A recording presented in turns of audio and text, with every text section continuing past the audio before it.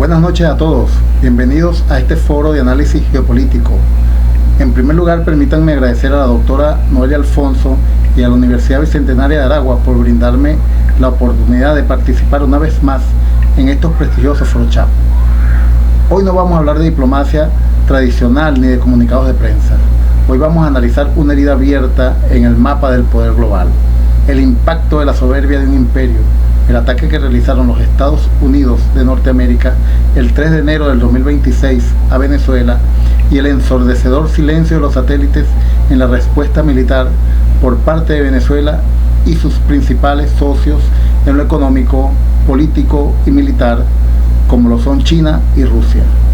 Soy el magíster en Seguridad de la Nación y coronel en situación de reserva activa de la aviación militar bolivariana, Luis Bernardo Jiménez Rodríguez. El título para este ForoChat de geopolítica espacial es El silencio de los satélites, impacto del ataque de Estados Unidos a Venezuela en la geopolítica espacial.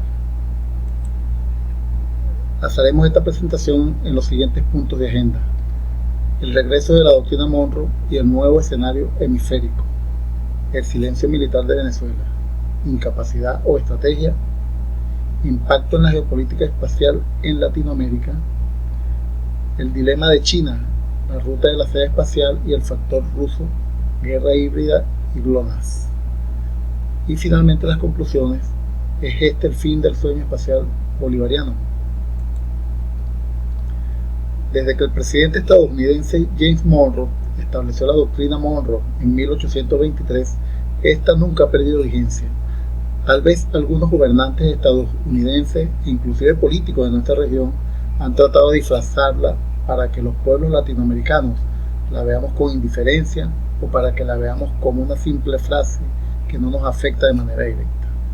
Ya en un ForoChat anterior a este, donde tuve igualmente la oportunidad de participar, mostré esta misma lámina y mencioné que nos han dominado más por la ignorancia que por la fuerza.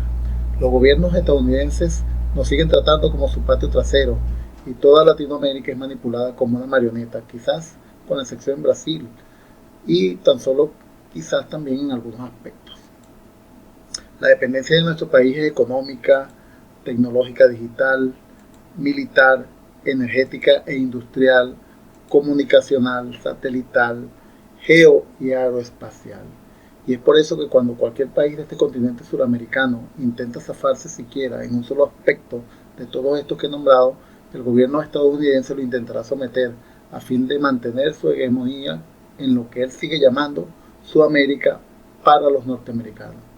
Óigase bien, Sudamérica para los norteamericanos y no América para los americanos, como si nosotros no nos merecemos el título de llamarnos americanos. La doctrina Monroe del siglo XXI sigue siendo la misma de siempre. Mantener la dependencia de nuestros países a su economía le asegura el desangramiento de las nuestras en su propio beneficio, dejando cráteres y heridas profundas en nuestra región, como podemos ver en esta infografía.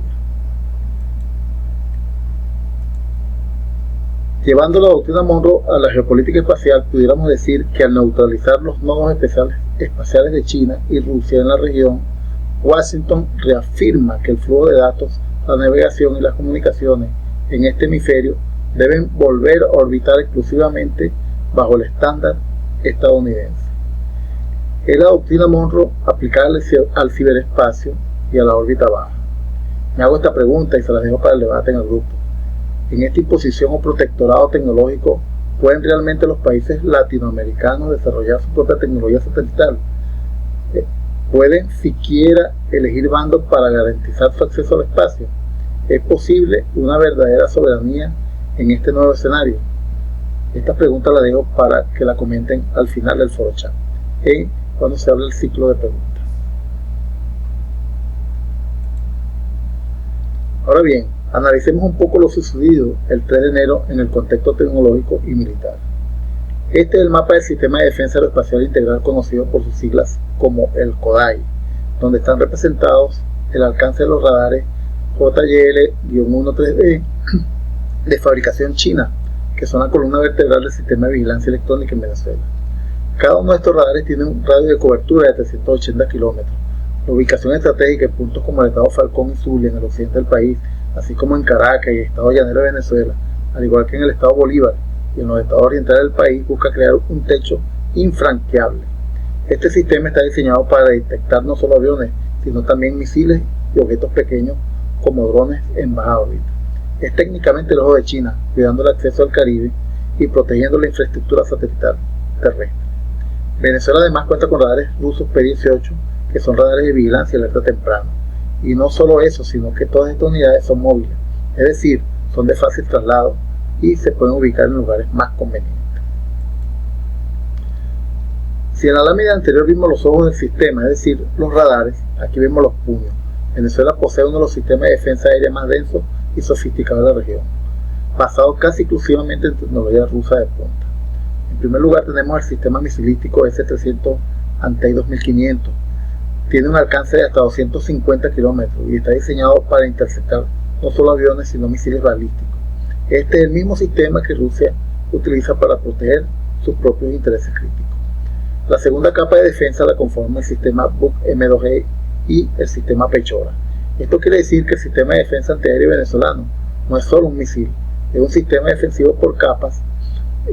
Mientras el S-300 cubre hasta 250 kilómetros, el Buk M2E permite enganchar objetivos a mediano alcance, al igual que el sistema Pechora. Finalmente tenemos al sistema IGLAS, que está concebido para defensa a corto alcance y proteger los puntos ciegos que dejaron anteriores. De hecho, durante los sucesos del 3 de enero, el sistema IGLAS y el uso de cañones de artillería automáticos Su-23 fueron los únicos sistemas que se activaron, y esto por ser un equipamiento individual de combate, donde fue un operador quien tomó la decisión en caliente de dispararlo o no.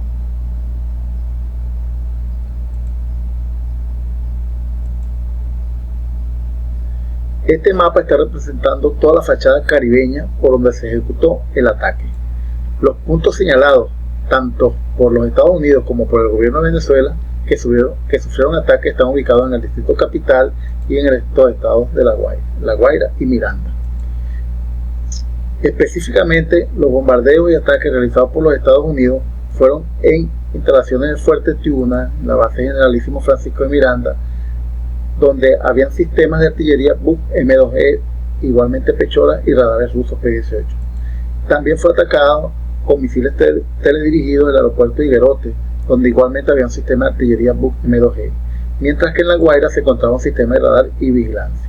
En mi opinión muy particular y por investigaciones propias, aun cuando no hay una declaración oficial ni informes al respecto, tengo la hipótesis que también fue bombardeado un sistema JYL-1, un radar, en la isla de Orchila, donde se encontraba un radar de vigilancia y alerta temprano, cuyos operadores fueron los primeros en detectar la movilización de los aviones estadounidenses esa madrugada.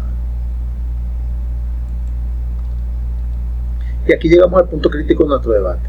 Si Venezuela cuenta con esta red de radares de última generación, capaces de rastrear múltiples objetivos simultáneamente y resistir interferencias, ¿cómo se explica el ataque quirúrgico exitoso de los Estados Unidos sin una respuesta defensiva inmediata? Esto nos lleva a plantearnos un par de hipótesis geopolíticas para el foro.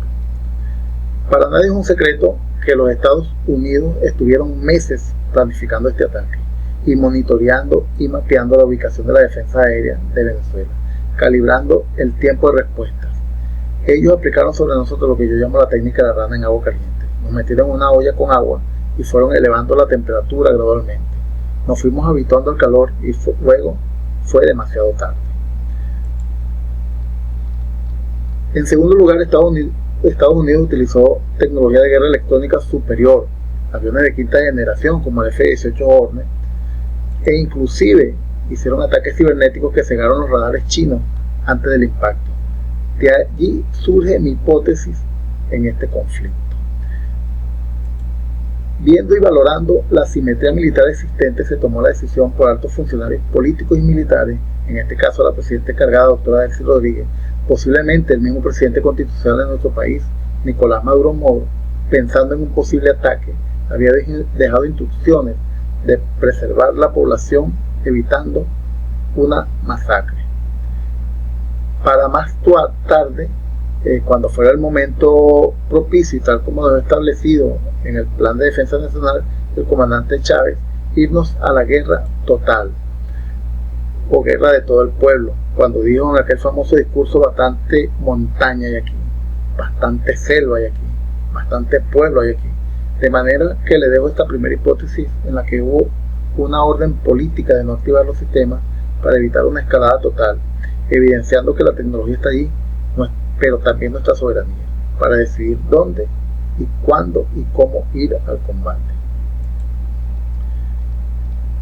Una segunda hipótesis sería la de preservar los activos, porque Venezuela y los intereses chinos y rusos podrían optar por no responder militarmente, para evitar una destrucción total de su infraestructura petrolera, minera, militar, y en este caso lo que nos concierne en este foro, la infraestructura espacial, que aunque puede ser precaria, ya hay inicio y hay un paso andado en este largo camino de satélites remanentes.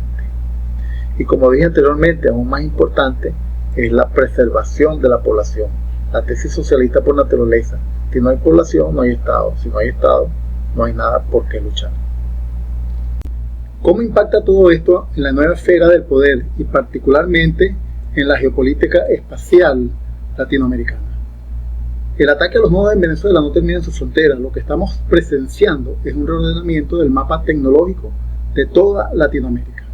En estas láminas veremos cómo la caída de un eje podría abrir paso a la hegemonía total de otro. La inteligencia artificial llegó y está aquí para quedarse. En lo individual, quien no se adapte terminará rezagado tecnológicamente. Lo mismo pasa con la industria y con los países. Quien no avance en el desarrollo de la IA perderá millones de oportunidades de negocio, de mejoras de desarrollo, y todo esto significa pérdidas millonarias para la industria y para el país. El ecosistema de redes terrestres y cables submarinos se alista para afrontar las demandas de la IA generativa y las nuevas capacidades de procesamiento exigidos a los centros de datos existentes y a los que vendrán, los denominados AI Data Center. Estamos hablando de inversiones de miles de millones de dólares, empresas norteamericanas de infraestructura, desarrollo y operación de centros de datos a escala masiva como CloudHQ, Equinix o Data, así como Amazon Web y la misma Microsoft, tienen y siguen realizando inversiones de conectividad en México, Brasil, Chile y otros países de la región. Por supuesto, las empresas chinas también tienen una alta inversión. Empresas como Huawei, Cloud, ByteDance, TikTok, ZTE se centran en el suministro de infraestructura de telecomunicaciones y despliegue de redes 5G y cables submarinos, donde Venezuela es un actor clave para estas inversiones chinas. La infraestructura satelital usada por estas empresas es muy importante. Es por eso que las antenas instaladas por China y Rusia en la base aérea del Sombrero, las cuales son administradas en Venezuela por la Agencia Bolivariana para Actividades Espaciales, ABAE, tienen una finalidad geoestratégica para estos dos países. Y es por eso que Venezuela tiene tanto interés en el desarrollo tecnológico, comunicacional y espacial. El impacto del ataque del 3 de enero incide directamente porque mientras las infraestructuras terrestres tradicionales y los satélites estatales sufren por el conflicto o por la falta de mantenimiento, una red privada estadounidense está cubriendo este vacío. Recordemos que Starlink SpaceX es actualmente el mayor proveedor, con una red de miles de satélites propios administrados por la empresa de Elon Musk. El intento de una independencia satelital por parte del Estado venezolano fue atacado duramente, y el control de Internet y los megadatos en la región siguen estando en manos de corporaciones como SpaceX y Amazon Leo. Si Venezuela y sus aliados pierden sus capacidades satelitales, Starlink no es solo una opción comercial, se convierte quizás en la única vía de supervivencia comunicacional, lo que otorga a Washington y a Elon Musk un botón de apagado sobre la conectividad de la región. La ceguera satelital es el nuevo analfabetismo del siglo XXI. Sin satélites propios o aliados confiables, nuestras naciones vuelven a ser espectadores en su propio territorio. En la geopolítica espacial de 2026, quien controla la órbita baja, controla la economía y la defensa. El mapa azul de Sterling, este mapa azul que vemos aquí, es la nueva frontera de la doctrina Monroe. Analizando todo lo aquí planteado, considero que algunas de las consecuencias directas para el resto de los países de Latinoamérica pudieran ser: en primer lugar, Latinoamérica, espacio en disputa. Es indudable que el carácter disuasorio que tiene este ataque para toda la región y para Rusia y el gigante de Asia es inminente, es indudable. Doctrina Monroe en toda su pureza. Esto es lo que es esto: cero alianzas espaciales con estos países. Si lo intentas, tendrás sanciones económicas y tecnológicas y limitación de acceso al sistema de telecomunicaciones.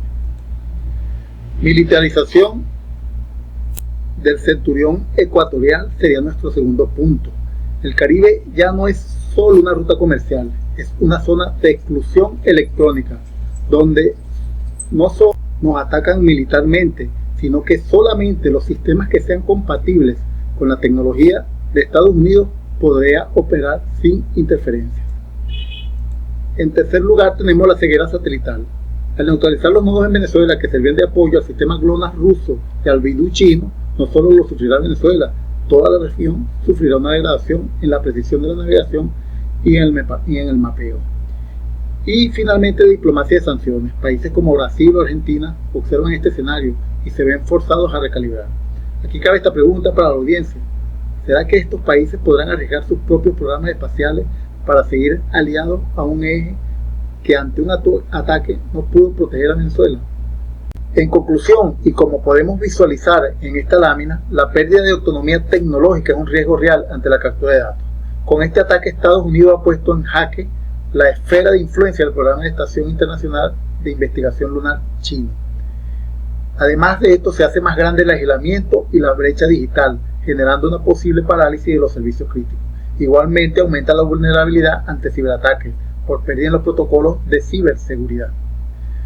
La pregunta para el grupo ahora sería: ¿es este ataque el fin de la influencia rusa y China en Latinoamérica, o solo es el inicio de una guerra híbrida donde el espacio será el primer campo de batalla? Aún así, hay una verdad que no se puede destruir con misiles. Venezuela sigue teniendo los recursos petroleros sin explotar más grandes del mundo. Más allá del petróleo, que proyecta un crecimiento del 40% para este 2026, si a esta proyección le sumamos la reciente guerra en el Golfo Pérsico, con el ataque de los Estados Unidos e Israel a Irán, creo que la misma se va a quedar muy corta. Aunado a esto, Venezuela posee los minerales estratégicos como son el torio, coltán, tierras raras, que China, Rusia e inclusive Estados Unidos necesitan para la próxima generación de tecnología espacial. Por otro lado, y a pesar del ataque sufrido, la tecnología militar y defensiva de Venezuela quedó casi intacta, lo que no descarta a nuestro país como un poder de fuerza militar considerable en la región. El hecho de que esta fortaleza militar no se haya desplegado en su momento ya lo explicamos en la hipótesis planteada al principio. Debemos igualmente considerar que Venezuela no es solo un país, es un eje de resistencia. Su capacidad para mantenerse como el nodo principal de la alianza euroasiática en América Latina es lo que evita que el hemisferio se convierta en un monólogo de una sola potencia. Y llegamos al final de nuestro análisis. Hemos hablado de ataques, de silencios y de tensiones entre potencias. Pero para cerrar debemos mirar más allá de la coyuntura militar y entender por qué, a pesar de todo, Venezuela sigue siendo el pivote indispensable para el equilibrio geopolítico global. En este sentido, yo tengo mi propia teoría y personalmente la llamo el nuevo Harlem o corazón del nuevo mundo, actualizando la vieja teoría propuesta por Hartford Mackinder en 1904. Creo firmemente que el verdadero corazón de este hermoso planeta azul está en Venezuela, sumándole además los países de Colombia y Panamá.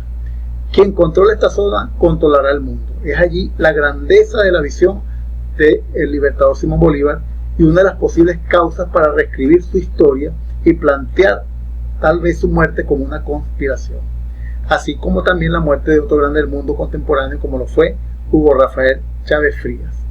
Esta zona pivote es clave por sus recursos y ahora no solo se trata del poder marítimo ni por el poder terrestre, ambos en declive. Ahora se trata del dominio aeroespacial. En esta imagen las flechas no solo indican una posición geográfica, representan la proyección de poder y estabilidad. La ubicación geográfica única de Venezuela es la puerta de entrada a Sudamérica y al balcón del Caribe. Es el punto donde el Atlántico se encuentra con el continente. Su cercanía al Canal de Panamá le da un fácil acceso al Pacífico. Esta ubicación la convierte en el sitio natural para cualquier red de comunicaciones interoceánica o estación de rastreo espacial que quiera cubrir el hemisferio con eficiencia. Además, el mundo necesita una Venezuela fuerte y soberana. Sin nosotros como punto de pivote, la región pierde su contrapeso. Somos el puente que conecta las aspiraciones del nuevo orden multipolar con la realidad de nuestra América. En conclusión, el ataque a nuestra infraestructura espacial fue un intento de borrar a Venezuela del mapa del futuro, pero la geopolítica nos enseña que la geografía es destino y nuestro destino es ser punto de equilibrio. Con esta lámina terminamos este foro chat y con este mensaje igualmente. Muchas gracias por su participación en este foro chat.